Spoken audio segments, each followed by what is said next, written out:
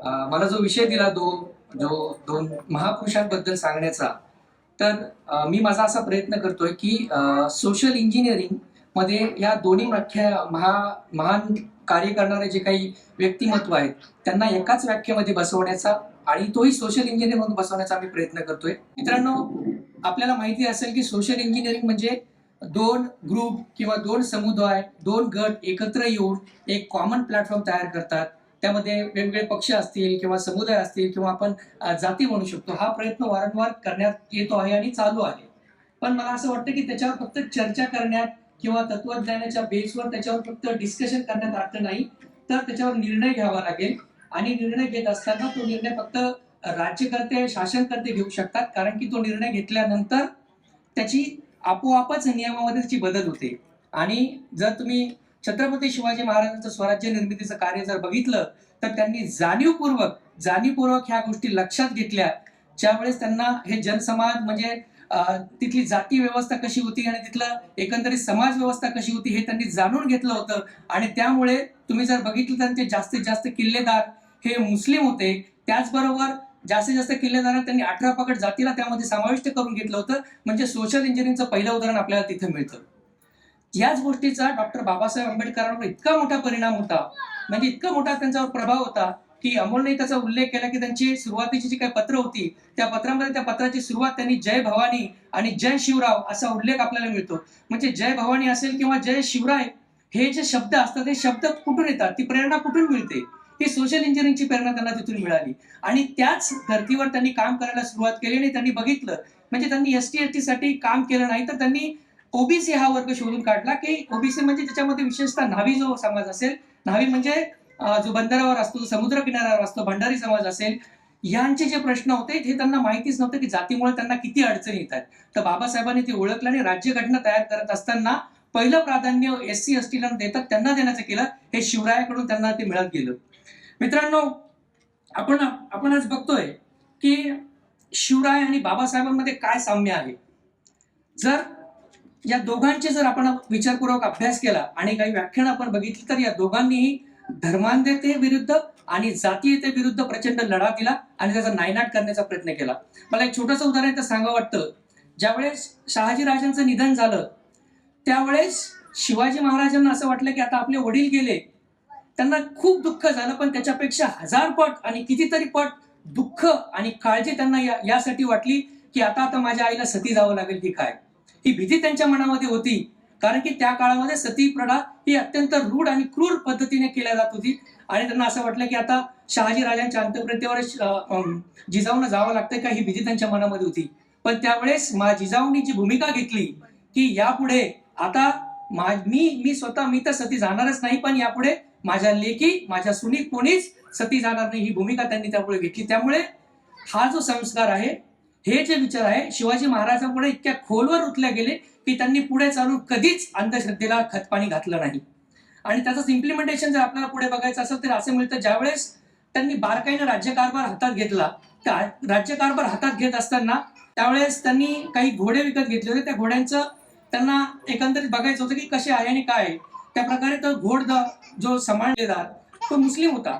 आणि त्यांनी शिवाजी महाराजांना सांगितलं की हे आपले काही घोडे, आणि ते काही घोडे त्यांनी बाजूला ठेवले.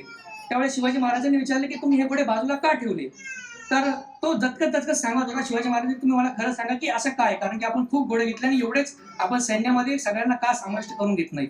तर त्यांनी त्याचं असं उत्तर दिलं की याच्यामध्ये काही घोड्यांच्या पायाला काळा डाग आहे. म्हणजे आपल्या संस्कृतीमध्ये असं मानलं जातं की ज्या घोड्यांना पाया काळा डाग असतो ते अपशकुनी असतात. त्यामुळे शिवाजी महाराजांनी स्वतः त्या घोड्यावर बसले आणि एक लांब रपेट मारली आणि सांगितलं की हा घोडा जर हवेसारखा पळत असेल तर हा अपशकुनी कसा असू शकतो. त्यानंतर त्यांनी सांगितलं की खबरदार, यापुढे जर तुम्ही असं केलं तर मी हे चालून घेणार नाही. आणि तुम्ही या मुलकामध्ये जिथे जिथे काळे पट्टे असणारे, काळे डाग असणारे घोडे असेल त्यांना एकत्र आणा. म्हणजे मला सांगायचा एक उद्देश आहे की सोशल इंजिनिअरिंगची सुरुवात ही तेव्हापासून झाली आणि बाबासाहेबांनी ती भारतामध्ये अंमलात आणली. मित्रांनो, तुम्ही बघितलं असेल की अमोलनी आणि त्यांनी उल्लेख केला की डॉक्टर बाबासाहेब आंबेडकर असतील किंवा शिवाजी महाराज असतील, यांना आयुष्य खूप कमी मिळालं. डॉक्टर बाबासाहेब आंबेडकरांनी सामाजिक चळवळ ही राजकीय लेवलवर नेली आणि त्यांना निर्णायक पर्यायाने त्यांना ते संविधानाच्या खाच्यामध्ये ती बसवली.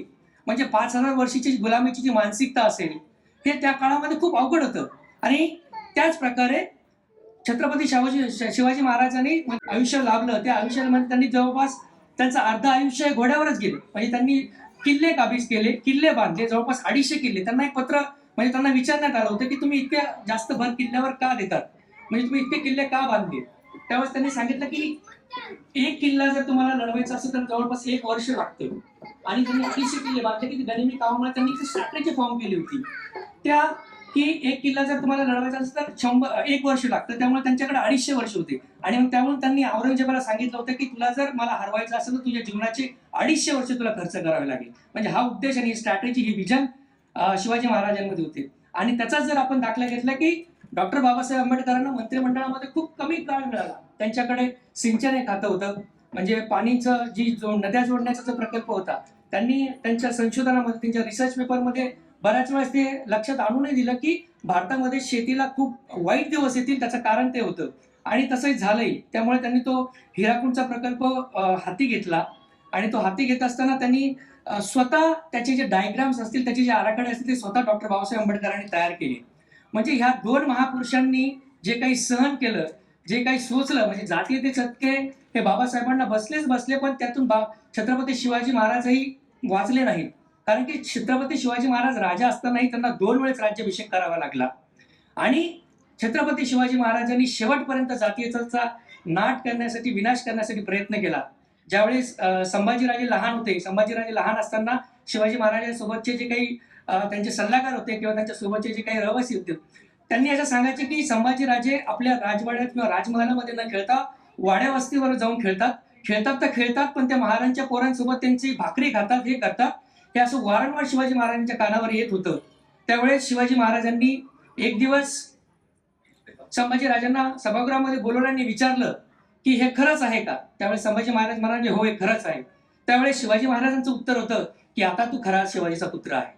म्हणजे जो सर्वांना सोबत घेऊन चालतो, जो सर्वांच्या मध्ये राहतो, म्हणजे तो खरा त्यांनी तिथूनच तो शब्द जन्माला आला की छत्रपती, की सगळ्यांना एका छताखाली जो आणतो तो छत्रपती.